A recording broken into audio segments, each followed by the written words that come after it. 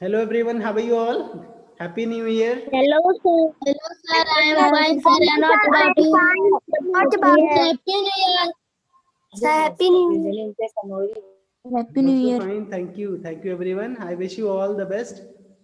I hope पिछले साल school बंद हुआ, इस साल स्कूल ओपन हो जाएगा और आप लोग फिर से स्कूल आना शुरू करेंगे and we can continue the learning and teaching. Yes, sir. Prajapati बेटा, now focus on your study. You have to rotate your phone, okay? Now we have to start the session, and in this session we have to study the English subject. So let me open the book. Yes, sir. Yes, sir.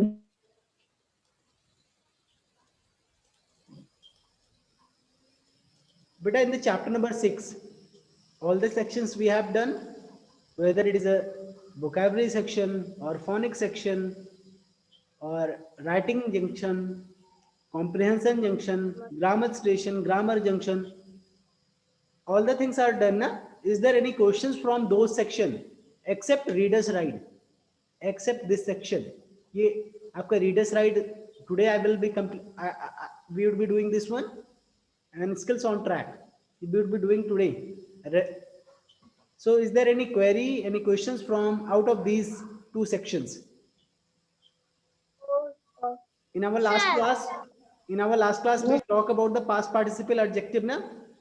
So did everybody have written the answer of these questions? Did you have completed or not? Completed. Did you complete or not? Completed. Sir, You all complete. have completed. Complete. Good. Sir, You all completed. have completed. So beta, let us move ahead on the reader's right. यहाँ पे आपको कोई questions नहीं है, exercises नहीं है, but there are some knowledge. बहुत अच्छी चीजें हैं, एक नॉलेज आपके लिए है, ज्ञानवर्धक चीजें हैं. So you would be able to know something about the fables. And in the readers write section today we are going to talk about the Aesop's fable. Okay? अब आप लोग पूछेंगे ये Aesop's मतलब क्या होता है? What does it mean? नहीं आ रही. आपकी वाइज आपकी आवाज नहीं आ रही. आपकी वाइज नहीं. Now are you getting my voice? Am I audible now properly? Yes, sir. Yes, sir. Let us start. Beta, today in the readers right section we are going to read the Aesop's about the Aesop's fable. Now the question is, what is Aesop's? ये क्या है वो? What does it mean? Actually, it is the name of a person. Okay? Yes, sir. Aesop's के fables के बारे में. ये fables में क्या होता है? Fables is a type of stories. आपने स्टोरी आप तो समझते हैं ना? स्टोरी मीन्स तो समझते हैं ना? Everyone, I Yes, hope sir. everybody like Yes, sir. Stories तो सभी को सुनना पसंद होगा. तो this is a type of story. Story भी आपको कई तरह के होते हैं.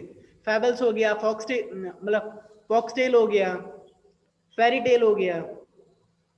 फेरी टेल यानी जिसमें परियों वाली कहानी होती है, राजा रानी या महारानी या किसी किंगडम वगैरह की बातें होती हैं कि एक राजा था या कोई एक परी थी जिसमें जादू की बातें होती, मैजिक की बातें होती हैं. That kind of stories is known as a fairy tale. But foxtail क्या होता है? जब लोक कथा है जो लोगों द्वारा कही सुनी जाती हैं, जो मेन कैरेक्टर होता है उसमें लोग होते हैं. लेकिन आपका फेरी टेल्स में जो मेन कैरेक्टर्स होते हैं वो परियां होती हैं या राजा महाराजा या रानी होती है. But today we are going to talk about the fables. Fables किस तरह की स्टोरी है? फैबल्स को हिंदी में आप कहेंगे कि दंत कथाएं. दंत कथाएं मतलब आप एक तरीके से काल्पनिक कथाएं जो कल्पना की जा सकती हूं, यानी जो इमेजिन करके जो स्टोरीज बनती हैं और जिनके मेन कैरेक्टर आपके एनिमल्स होते हैं. ऐसी काल्पनिक कहानियां that is having animals as the main character और उनके कोई मोरल भी हो, उनके संदेश भी होते हैं. तो ऐसे ये फैबल्स क्या होते हैं? फैबल्स एक शॉर्ट स्टोरी होती है. फैबल्स किस तरह की स्टोरी है? एक छोटी सी स्टोरी होती है जिसमें मेन कैरेक्टर एनिमल्स होते हैं. समझ में आया? Yes. Yes, आज sir. हम किस तरह के काल्पनिक कहानियों की बातें करने जा रहे हैं? आज हम एशॉप्स की कहानी, एशॉप्स की दंत कहानियों के बारे में जा रहे हैं बात करने। एशॉप्स की दंत कथाओं के बारे में बात करेंगे, एशॉप्स की काल्पनिक कथाओं के बारे में बात करेंगे। अब एशॉप्स ने ऐसा क्या किया था कि उसके फेबल्स की इतनी ज्यादा, मतलब हम लोग को पढ़ना पड़ रहा है। तो एक बार देखते हैं। Once again, I have to make a call so that you all can listen my voice properly because sir आपकी वॉइस नहीं आ मेरी आवाज properly नहीं जा रही होगी. I know that is why I have to make a call once again and again. रही है। Na,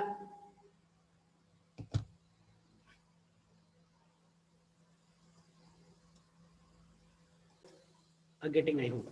बेटा अभी फिर से आवाज आने लगी proper? Yes, sir. Okay. Yes, sir. Let us talk about the Aesop's fable. Aesop's के फेबल के बारे में बात करते हैं। Aesop's Yes, is sir. believed to Aesop's is believed to have lived about 2500 years ago in Greece. Greece is a name of a country. Greece, जैसे आपकी country का नाम इंडिया है, in the same way Greece is a name of a country.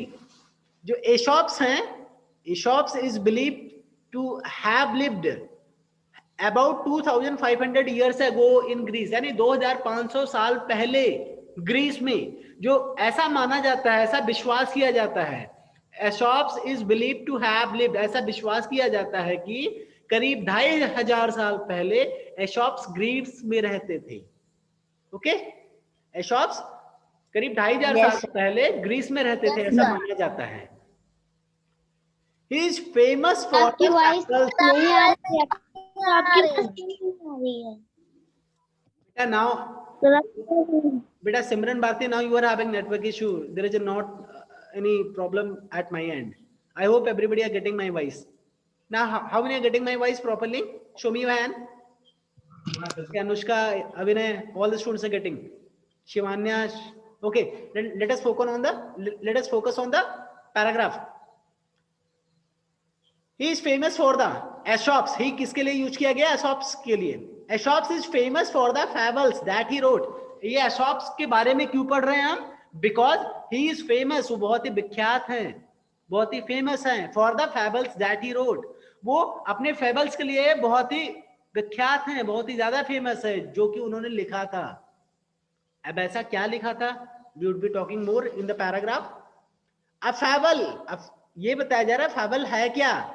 A fable is a short and enjoyable story that has animal as the main character. जो fable होता है, ये एक छोटी और बहुत ही enjoyable, यानी बहुत ही enjoy करने वाली stories होती है that has animal as the main character, जिसका main character कौन होता है? Animals, यानी उसके बारे में जो भी घटनाएं होती हैं, जिसके बारे में बात किया जाता है, वो animals होते हैं। Yes, sir. Fables also have a moral. जो fables हैं उसके अंदर moral भी होता है, यानी वो संदेश भी कुछ न कुछ अपने साथ लाता है। That means जब एक fable story जब complete होती है तो उस कहानी से हमें कुछ न कुछ सीखने को मिलता है। There are some of the messages, कुछ मैसेज भी होते हैं और कुछ नैतिकता वाले मोरल, नैतिकता से जुड़े मैसेज भी होते हैं, यानी मोरल होता है जो हमें अच्छी बातें सिखाते हैं। Yes, sir. Aesop's fables are also Aesop's fables have been translated into many languages. जो Aesop's के fables हैं that have been translated, उसको translate किया जा चुका है into many languages, बहुत सारे other languages में, यानी हिंदी में, पंजाबी में, बंगाली में, यानी in many languages, बहुत सारे different languages में Aesop's के fables को translate किया जा चुका है। उनमें से बहुत सारे फेबल्स, अब देखो ग्रीस में रहता था एशॉप्स, लेकिन क्या वो इंग्लिश में लिखा था या वहां के लोकल लैंग्वेज में लिखा था, ये तो यहाँ पे नहीं बताया गया ना। But also we have story, also we have read many stories in Hindi and English. अभी देखिएगा कुछ एशॉप्स के फेबल्स के कुछ नाम मैं बताऊंगा तो आप कहेंगे अरे ये तो मैंने पढ़ा है, यानी बहुत सारे फेबल्स इन्होंने लिखे थे, बहुत सारे फेबल्स, इतना मशहूर, इतना ज्यादा फेबल्स लिखा था कि मशहूर हो गए और इनके बारे में आज पढ़ना पड़ रहा है।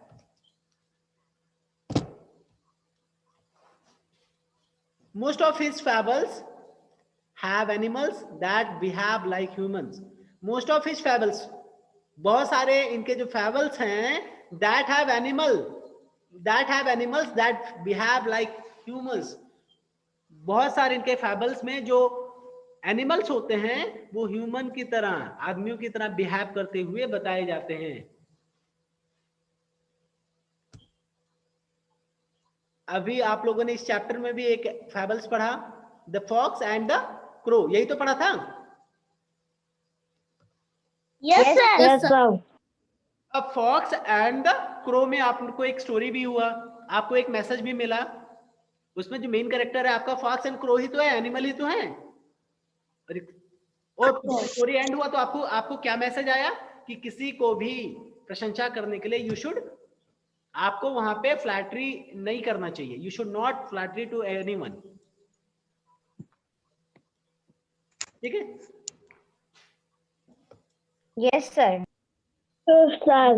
ऑल्सो यू हैव रेड, मतलब इस फेबल्स के अलावा और भी कई सारे फेबल्स आप लोगों ने पढ़े होंगे, जिसमें आपका एक है, आपने सुना होगा, एक बच्चा है वो बात बात में ओल फोल कहता है, गांव वालों को डराता है, फिर एक दिन अचानक फिर से आ जाता है, सच में आ जाता है शेर, फिर क्या होता है, खा जाता है उस क्रियो को. तो lots of things are there. तो ये सारे एसॉप्स के फेबल्स हैं, बस उसको ट्रांसलेट किया गया है. Now, let us talk more about the Aesop's fable. Aesop's fables are also the source of many idioms and phrases. अब ये idioms means क्या होता है?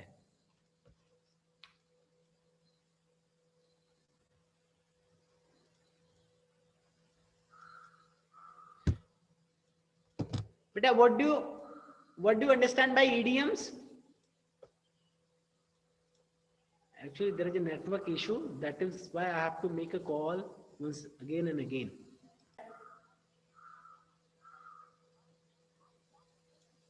Idioms means क्या हुआ बेटा? Who can tell? क्यों अनुष्का? बेटा, am I audible to you all or not? आप लोगों की आवाज जा रही है? Yes, sir. Idioms means पता है किसी को? अगर नहीं पता है then also you can. Shivanya Chaudhary, what do you know the meaning of idioms? चलिए, कोई किसी को नहीं पता. idioms means मुहावरे.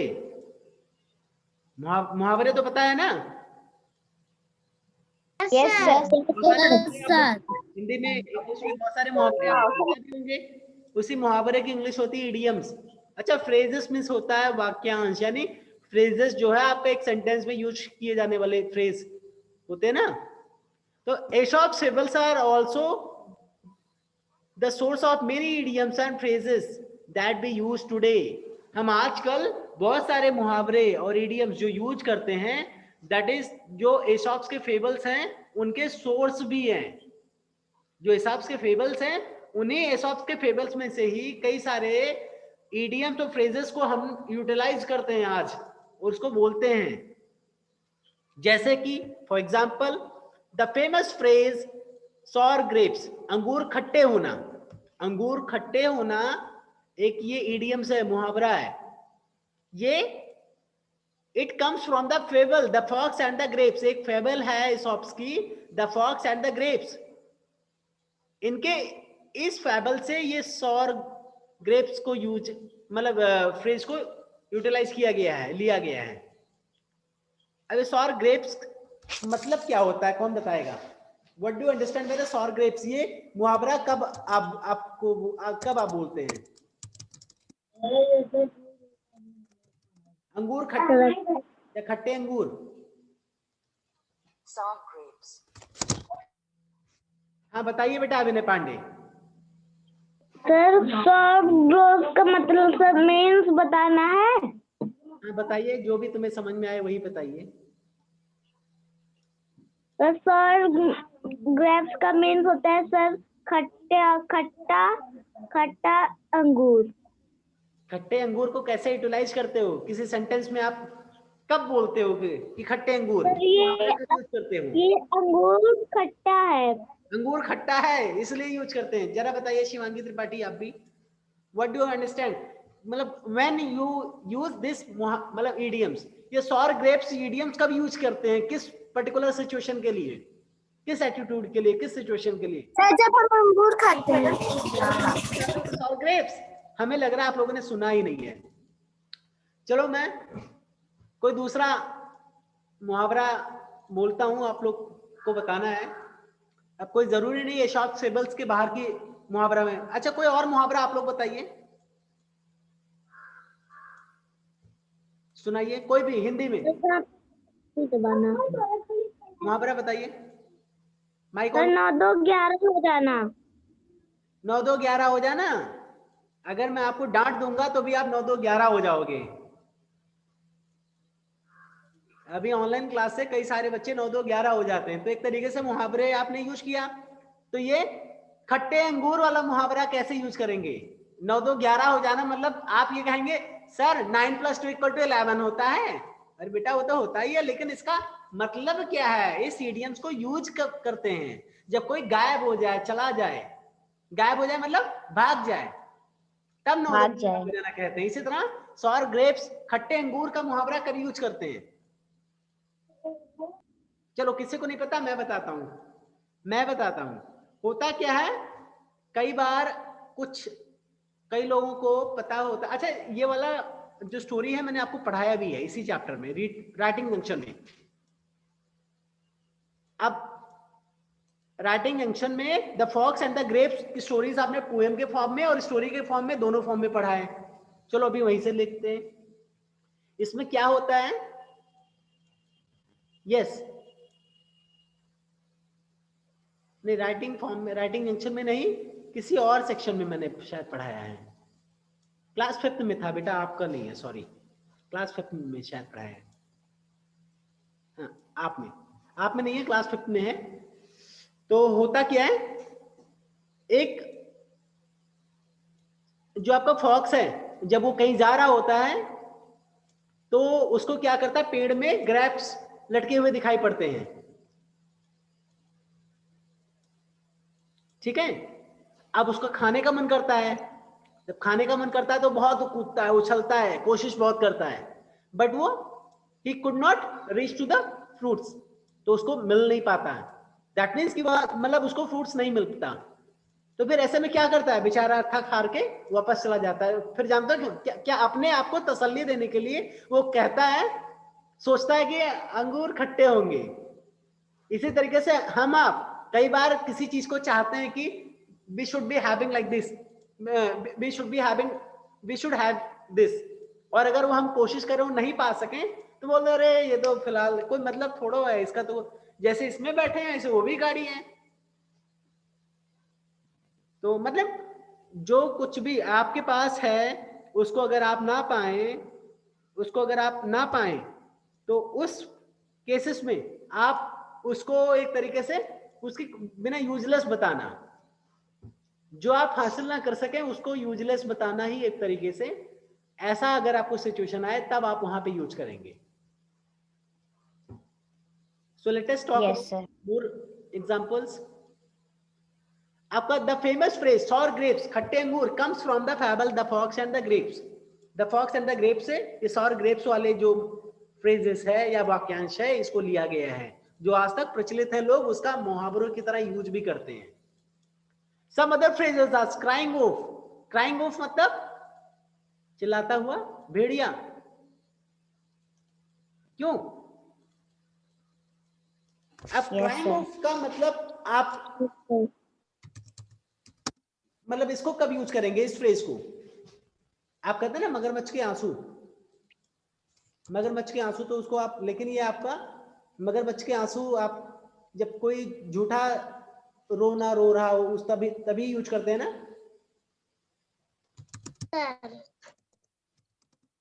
तो क्राइंग वुल्फ मतलब चिल्लाता हुआ भेड़िया। तो ये इसका जब आप कई बार आप कष्ट में ना हो, आप दिक्कत में ना हो और लोगों को बताएं कि नहीं मुझे बड़ी प्रॉब्लम है, दैट मीन्स कि मेकिंग द फॉल्स क्लेम, झूठी चेतावनी देना, झूठी एक तरीके से make false claim, making the false claim यानी गलत क्लेम करना। अगर आप परेशानी में नहीं है लोगों को बताइए नहीं बड़ी परेशानी में है, बड़ी परेशानी में है, झूठ है रोना रोए, और एक दिन अचानक परेशानी सच में आ जाए तो फिर उस समय कहे ये तो ऐसे रोता ही है। आप बार बार बिना जरूरत के किसी से हेल्प मांगे, कोई ना कोई बहाना बना के, एक दिन सचमुच में आपको हेल्प की जरूरत पड़ जाए और फिर आप ना कर पाए, और फिर लोग सोचेंगे अरे ये तो बराबर, ये तो फर्जी में हेल्प मांगता रहता है। That means for that kind of situation you can use this crying wolf phrase. Dog in a manger. अब dog in a manger ऐसे में ये उन लोगों के लिए यूज किया जाता है कि जिसका कोई एटीट्यूड है या बिहेवियर एक इस तरीके का होता है कि लेट्स से कि कोई आवश्यक चीजें हैं, मतलब कोई ऐसी चीज है जिसका मेरे लिए कोई यूज नहीं है। लेट्स से कि मेरे पास ऐसा कोई सामान है जिसका मुझे यूज नहीं है लेकिन सामने वाले को बहुत ज्यादा जरूरत है। मान लो हमारे पड़ोसी को बहुत ज्यादा जरूरत है, उसके लिए नीड है। अभी मान लीजिए मैं हम लोग स्टूडेंट्स हैं, एक बुक्स मिले या एक कोई कॉपी मिले, एक कॉपी मिले जो ब्लैंक हो, तो हम लोगों के लिए बहुत यूजफुल है, we can write lots of things.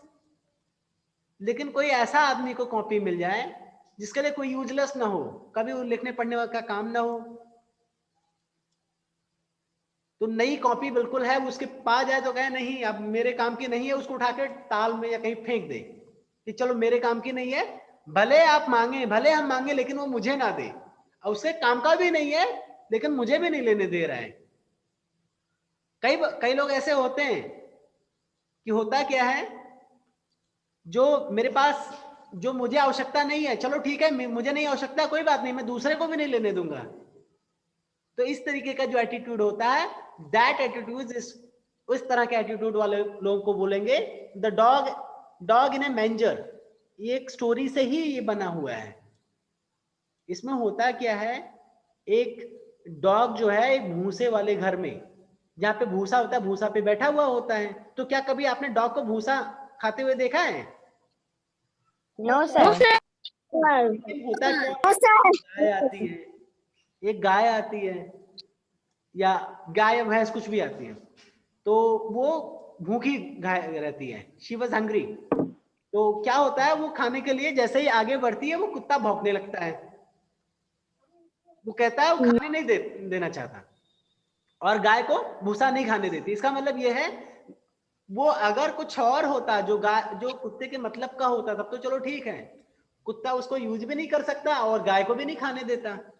तो इस तरह का एटीट्यूड जो है is known as a dog in a manger. तो ये मेंजर में से एक तरीके से एक जगह का, एक जो भूसा रखने वाली जगह होता है, गाय का चारा रखने वाली जगह, उसी को ही बोला जाता है। तो उसी कहानी से ये फ्रेज निकल के आ गया डॉग इन ए मेंजर, और ये इतना प्रचलित हो गया कि अरे उसका तो एटीट्यूड ही बिल्कुल यही है कि dog in a manger type वाला एटीट्यूड है, is having the dog in a manger type attitude. Please do not expect anything from her या हिम। उससे ज्यादा आप एक्सपेक्टेशन मत करिए, एक्सपेक्ट मत करिए। He is not going to help you, वो आपकी हेल्प नहीं करेगा, because he is having a dog in a manger type attitude. इस तरीके से लोग कहते हैं, बोलते हैं। तो dog in a manger, crying off, sour grapes, इन तीनों का यूज अगर कभी आपको करना है तो कर पाएंगे? समझ में आया इन तीनों का मतलब कि नहीं? ये किस सिचुएशन, किस तरह की लाइंस को समझाने के लिए या क्या किस तरह की बातें बताने के लिए इन फ्रेजेस का यूज किया जाता है, ये समझ में आया कि नहीं? क्यों, कितने लोग को अभी नहीं समझ में आया? मैं फिर से एक बार समझा दूंगा। अच्छा, कितने लोग को समझ में आ गया?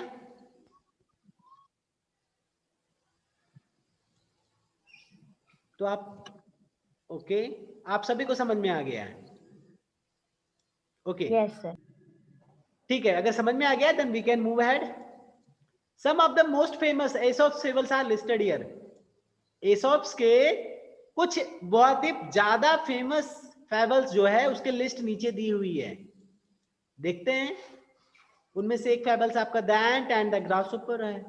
द बॉय हु क्राइड वोफ, ये तो आपने, अच्छा इनमें से कितने लोगों ने ये वाला फेबल्स पढ़ा होगा? The boy who cried wolf, the crow and the picture, the dog and the bone, वो डॉग और बोन वाली जो परछाई देखता है, झपट्टा मार देता है नदी में, वो भी चला जाता है। The fox and the crow, fox नीचे रहता है, क्रो कहता है यूर, मतलब फ्लैटरी वाला अभी आपके बुक चैप्टर में ये शायद। The lion and the mouse, the lion and the mouse, शिकारी आता है, जाल फेंक देता है, कर देता है। तो ये सारे फाइबल्स जानते हो एसॉप्स ने लिखे थे, एसॉप्स ने लिखे थे। अब सोच लो कितना ज्यादा उन्होंने मतलब सोच करके, कल्पना करके किस तरीके के फाइबल्स, कितने इंटरेस्टिंग फाइबल्स लिखते थे। The tortoise and the hare, so these are the some fables that has been written by the Aesopes. तो अभी Aesopes के बारे में आप लोग को पता हो गया, I hope. Yes, sir. Aesopes Yes, sir. आप सभी. Also you all can Yes, write many fables. तो आप लोग कोशिश करिए, you should try. आप लोग को भी करना चाहिए। अभी आपको एक उसी तरीके का टास्क मिलने वाला है Skills on the Track section में। In the poem The Fox and the Crow, in the poem The Fox and the Crow, be read about flattery. हम फ्लैटरी के बारे में पढ़े। ये फ्लैटरी मीन्स क्या होता है? चापलूसी के बारे में पढ़े। अब चापलूसी कैसा होता है? चापलूसी is not a good thing, flattery is a not good thing, which is insincere or false praise. Be read about flattery, हम फ्लैटरी के बारे में पढ़े जो कि इनसिंसियर और फॉल्स प्रेज है, जो कि एक निष्ठाहीन और गलत तरीके से प्रशंसा करना है। The fox used flattery to trick the crow, fox ने क्या किया? उसने फ्लैटरी किया, चापलूसी किया, क्या करने के लिए? To trick the crow, crow को छल करने के लिए, क्रो से छल करने के लिए उसने क्या किया? फ्लैटरी किया। अब flattery is not a good thing, तो फिर क्या कर सकते हैं? कैसे हम किसी को प्रशंसा कर सकते हैं? अनलाइक फ्लैटरी, फ्लैटरी के बजाय यानी चापलूसी के विपरीत, देयर इज ए जेन्युइन और ट्रू प्रेज, एक ऐसा तरीका है, देयर इज अनदर वे, एक ऐसा तरीका है, that is a genuine and true, जो कि वास्तविकता में सही है और अच्छा भी है। दैट इज कॉल्ड अप्रिसिएशन, जिसे हम अप्रिसिएशन कहते हैं। अब अप्रिसिएशन कैसे करते हैं ये आपको स्पीकिंग सेक्शन में आपको सिखाया गया था। अप्रिसिएशन या how you can appreciate to anybody सिखाया गया था, ध्यान है? Sir. Sir. These are the encouraging, these are the sentences you can use to encourage or appreciate anybody. Yes. Encourage, अगर किसी ने काम किया तो उसको appreciate भी कर सकते हैं। And these are the reacting on the good news. तो appreciation कैसे करना है ये मैंने सिखाया था स्पीकिंग सेक्शन में भी, encouraging और रिएक्शन के साथ साथ में।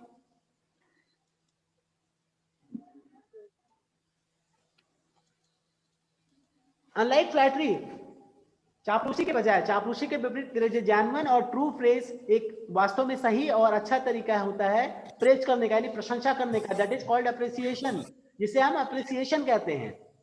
फ्लैटरी यूजुअली इन्वॉल्व्स लाइज, जो फ्लैटरी होता है, चापलूसी होता है, वो वास्तव में क्या होता है?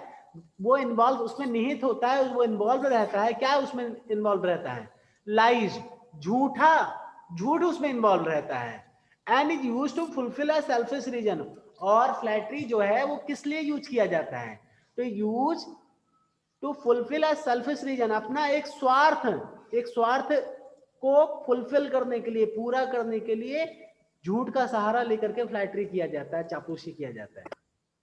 अगर किसी का झूठा प्रशंसा करो, अपने इसलिए प्रशंसा करो कि इसके वजह से मेरा निजी स्वार्थ रहे, कि मेरा कुछ फायदा होगा, मुझे लोग अच्छा मानेंगे, वो मेरे बारे में अच्छा सोचेगा, भले आप झूठी प्रशंसा करो, तो that is called a flattery, वो फ्लैटरी कहलाएगा।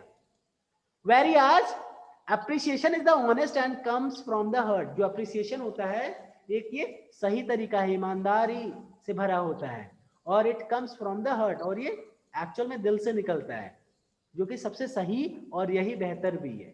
सभी को अपने घर में, अपने आसपास के लोगों को की फ्लैटरी करने के बजाय अप्रिशिएट करना चाहिए या इनकरेज करना चाहिए। Okay, Yes, sir. तो एशाप्स की जगह लेने के लिए आप सभी को मेहनत करने की जरूरत है। अब उसकी जगह उसके फैबल्स की तरह आप लोग के भी फैबल्स प्रचलित हो जाएं, 4 लोग उसको बताने लगे, कई सारे लैंग्वेजेस में ट्रांसलेट हो जाए। इसके लिए you have to write it 2 stories. यहाँ पे ऑप्शन है write 2 stories to show the difference between the flattery and appreciation. आपको 2 अलग अलग स्टोरी लिखना है, so that you all can showcase the difference between the flattery and appreciation. Flattery और appreciation में difference पता है ना, अभी समझाया। Yes, sir. Yes, sir. तरीका है, दोनों में प्रशंसा की जाती है, दोनों में प्रेज किया जाता है। both are involve the praise, but flattery आपका कहीं ना कहीं किसी झूठ, अपने स्वार्थ को पूरा करने के लिए झूठी प्रशंसा की जाती है। लेकिन अप्रिसिएशन में क्या होता है, सही, ऑनेस्ट, ईमानदारी से भरा होता है, और जो सही होता है उसी को ही अप्रिशिएट किया जाता है। Okay, Yes, sir. that is how we have completed. Is there anything that is remaining in this chapter, beta? Yes, Anushka. Sir story को खुद से बना के लिखना है या फिर लिखा हुआ स्टोरी लिखना है? Beta, it is on you. If you can write by yourself, then it would be better. बहुत अच्छी बात है, यानी आपका जो कहीं ना कहीं आप कहते हैं कि सोचने का इमेजिनेशन, आपका इसके बाद जो चैप्टर होने वाला है वो इमेजिनेशन, आपने क्वेश्चन ही ऐसा पूछ लिया, बिल्कुल फिट हो गया, इमेजिनेशन पे आधारित है, इमेजिनेशन पे ही आधारित है, इमेजिनेशन एंड फैंटेसी। तो imagination gives you wings. Imagination जो है वो हम लोगों के पंख लगाते हैं, इमेजिन करके ही हम पता नहीं कहां से क्या कर डालते हैं। पहले इमेजिन करते हैं, फिर उसको करने की कोशिश करते हैं, और फिर एक दिन हासिल भी कर लेते हैं।